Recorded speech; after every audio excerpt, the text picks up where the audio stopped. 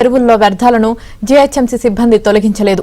కానీ మున్సిపల్ అధికారులు మాత్రం అత్యవసర సమావేశం ఏర్పాటు చేసి చెత్తను తొలగించే కార్యక్రమానికి సంబంధించి దాదాపు 20 లక్షల రూపాయల బిల్లును పాస్ చేశారు. వ్యర్థాలను క్లీన్ చేయాలని పలువురు స్థానికులు కాంట్రాక్టర్ను కోరినప్పటికీ సరైన సమాధానం ఇవ్వడం లేదని ఆరోపిస్తున్నారు. ఇప్పటికైనా అధికారులు స్పందించి చెరువులను క్లీన్ చేయాలని స్థానికులు కోరుతున్నారు. దీనిపై మరింత సమాచారాన్ని మా ప్రతినిధి ప్రవీణ్ అందిస్తారు. వినాయక నిమజ్జనాలు ముగిసి దాదాపుగా 10 రోజులు కావస్తా ఉంది.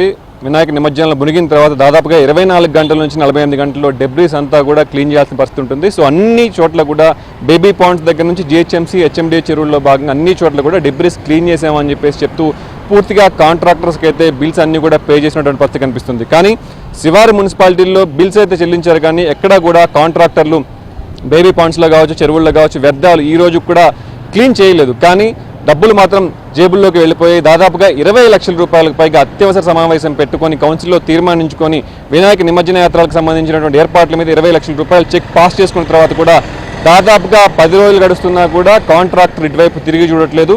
పూర్తిగా డబ్బులు జేబులో వేసుకొని చెరువులు క్లీన్ చేయట్లేదు అని చెప్పేసి చెప్తా ఉన్న పరిస్థితి కనిపిస్తుంది. ప్రస్తుతం మనం మణికొండలోని ఇబ్రహీంబాగ్ పెద్ద చెరువు దగ్గర ఉన్నాం. వినాయక నిమజ్జనానికి సంబంధించి ఏర్పాట్లన్నీ కూడా నార్సింగ్ మున్సిపాలిటీ వినాయకులు కావచ్చు, మణికొండకు సంబంధించిన వినాయకులు కావచ్చు పెద్ద ఎత్తున కూడా ఇక్కడ ఇదే పెద్ద చెరువు ఇబ్రహీంబాగ్లో ఉన్నటువంటి ఎక్రాంపూర్ చెరువులో ఈ బాండ్లోనే దాదాపు నిమజ్జన యాత్ర అంతా కూడా చేస్తూ ఉంటారు.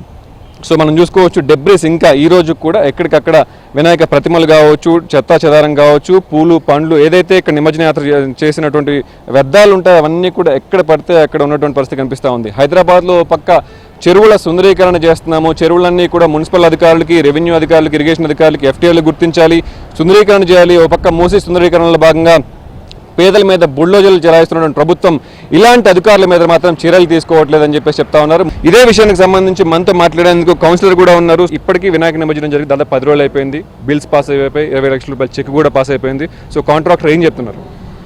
యాక్చువల్గా సెప్టెంబర్ 9వ తారీఖు నాడు మాకు అజెండా వచ్చింది. 10వ తారీఖు నాడు వచ్చింది. 11వ తారీఖు నాడు మీటింగ్ పెట్టారు. యాక్చువల్గా అజెండా 3 రోజులు ముందు రావాలి. ఆ రోజు ఈవినింగ్ పంపించేసి నెక్స్ట్ డే మార్నింగ్ మీటింగ్ పెట్టారు. మేము కౌన్సిల్ అడగడం జరిగింది, ఏంటిది ఒకరు 3 రోజుల ముందు పంపాలి కదా అంటే, ఇది సాధారణ సమావేశం కాదు, అత్యవసర సమావేశము.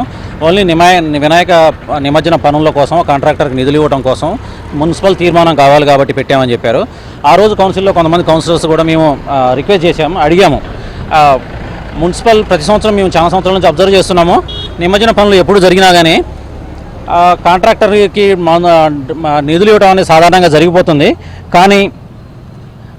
కానీ మున్సిపల్ సిబ్బంది, శానిటేషన్ సిబ్బంది కానీ, ఎలక్ట్రీషియన్స్ కానీ, రిమైనింగ్ సిబ్బంది కానీ అందరూ చెరువు చుట్టుపక్కల వచ్చి పనులు చేస్తూ ఉన్నారు. కాంట్రాక్టర్కి మాత్రం నిధులు బిల్లు ఇస్తున్నారు.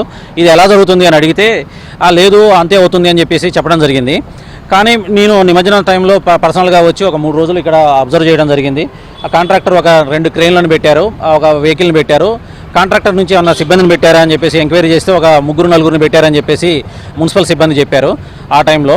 కానీ 20 లక్షల రూపాయలు ఏమైనా ఎవరికి ఇచ్చారు, ఎట్లా ఎంత ఖర్చు అయిందని మాత్రం మాకు ఎటువంటి సమాచారం కౌన్సిలర్గా అడిగినప్పటికీ ఎప్పటికీ ప్రాపర్గా దొరకలేదు.